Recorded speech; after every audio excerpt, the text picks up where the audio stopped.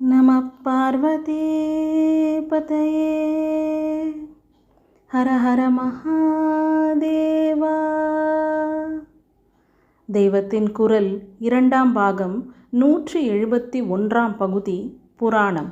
வழிகள் பல, குறிக்கோள் ஒன்றே. ஆழ்வார்கள் விஷ்ணுபரமாக பாடி வைத்திருக்கிறார்கள். 4 சிவபரமாக பாடினார்கள். வேதத்தில் சகல தெய்வங்களையும் ஒரே மாதிரி ஸ்தோத்திரம் செய்திருக்கிறது. உபனிஷத் என்று போனால் அங்கே தெய்வங்களை பற்றி அதிகம் பேச்சில்லாமல் எல்லாம் ஆத்ம தத்துவமாக சொல்லி இருக்கிறது.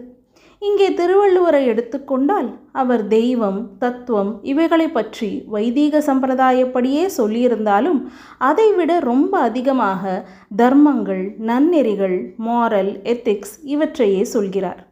இன்னொரு பக்கம் திருமூலரை பார்த்தால் அங்கே சுவாமி பக்தி என்பதை விட பிராணாயாமம், தியானம், தாரணை, சமாதி இத்தியாதி யோக சமாச்சாரங்கள் தான் நிறைய வருகின்றன. இப்படி ஒவ்வொன்றும் ஒவ்வொன்றை சொன்னால் எதை எடுத்துக்கொள்வது என்றால் எதை எடுத்துக்கொண்டாலும் தப்பில்லை. நாம் எடுத்துக்கொண்டதை நடுவிலே விடாமல் அதையே நம்பிக்கையோடு பிடித்து கொண்டு போய்கொண்டே இருந்தால் முடிவில் எது பரமாத்ம சத்தியமோ அதையே அடைந்து விடுவோம். ஆரம்பத்தில் இவை வேறு வேறு வழிகளாக தோன்றினாலும் முடிவில் எல்லாம் கொண்டு சேர்க்கிற இடம் ஒன்றுதான். தேவர் குரலும் திருநான்மறை முடிவும், மூவர் தமிழும் முனிமொழியும், கோவை திருவாசகமும் திருமூலர் சொல்லும் ஒரு வாசகம் என்றுணர். இதே மாதிரி சிவமகிம்ன ஸ்தோத்திரத்திலும் சொல்லியிருக்கிறது. புஷ்பதந்தர் என்ற மகான் கந்தர்வராக இருந்து ஈஸ்வர சாபத்தால் பூமியில் விழுந்தவர் என்று சொல்வார்கள். பரமேஸ்வரன் மகிமைகளை பற்றி சொல்கிற ஸ்தோத்திரம் அது. அதிலே ஒரு ஸ்லோகத்தில் திரையி அதாவது வேதம், சாங்கியம் அதாவது தத்துவ ஆராய்ச்சி, யோகம், பசுபதி மதம், வைஷ்ணவம் என்பதெல்லாம் அவரவரின் ருச்சி விசித்திரத்தை பொறுத்து ஒரே பரமாத்ம தத்துவத்தில் கொண்டு சேர்க்க ஏற்பட்டவைதான். எந்த நதியானாலும் ஒரே சமுத்திரத்தில் போய் விழுகிற மாதிரி என்று சொல்லியிருக்கிறது.